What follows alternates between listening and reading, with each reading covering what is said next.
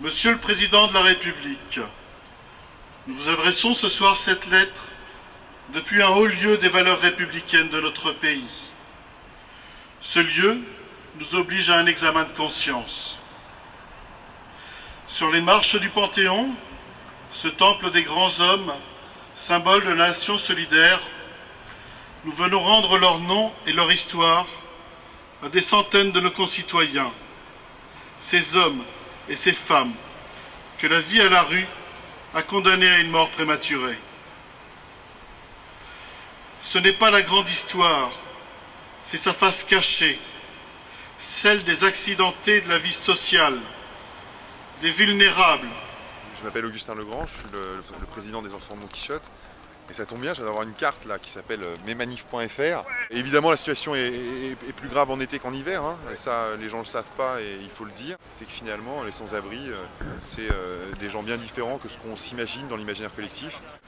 Au moment où on décide de faire des plans de relance pour construire des lignes TGV, des autoroutes, des primes à la casse, et ben moi je pense qu'il faut aussi des plans de relance, un plan de relance massif sur du logement. Parce qu'on ne peut pas travailler correctement si on n'est pas logé décemment, on ne peut pas s'éduquer correctement si on n'est pas logé décemment. Et puis évidemment, on ne peut pas se construire ni se projeter. Le logement, c'est facteur de cohésion sociale, c'est facteur de sécurité. Aujourd'hui, je me suis rendu compte quand même que tous ceux morts dans la rue, ce pas des anonymes, c'est des frères de quelqu'un, des enfants de quelqu'un, c'est des gens qui ont des enfants également. Et cela fait quand même... Cela fait très mal quand on le considère comme ça. On a trouvé important de prendre un peu de temps pour venir en famille avec nos deux enfants qui ont 16 et 15 ans.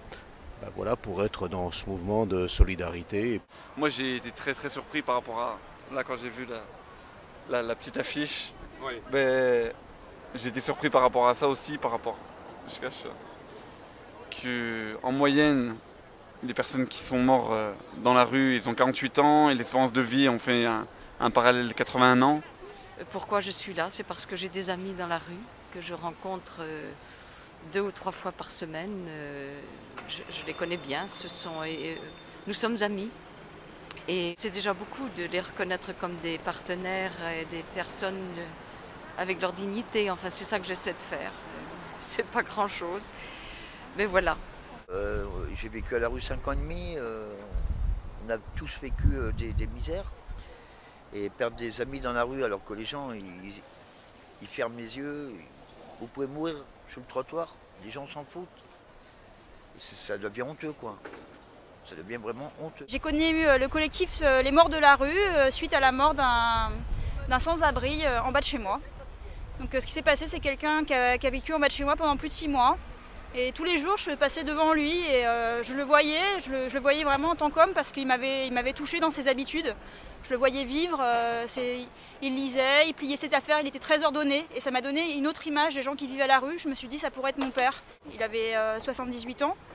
Donc je me suis dit, il va mourir de la rue. C'est quelqu'un qui aurait pu avoir des belles années en maison de retraite, entouré de jeunes qui seraient contents, au contact de quelqu'un d'âgé qui avait son caractère et qui était très sympathique en fait. Les gens lui donnaient à manger, les gens lui donnaient une petite pièce et moi je restais, je savais pas quoi faire, j'ai jamais réussi à lui parler. Et un jour je suis passée et il était plus là.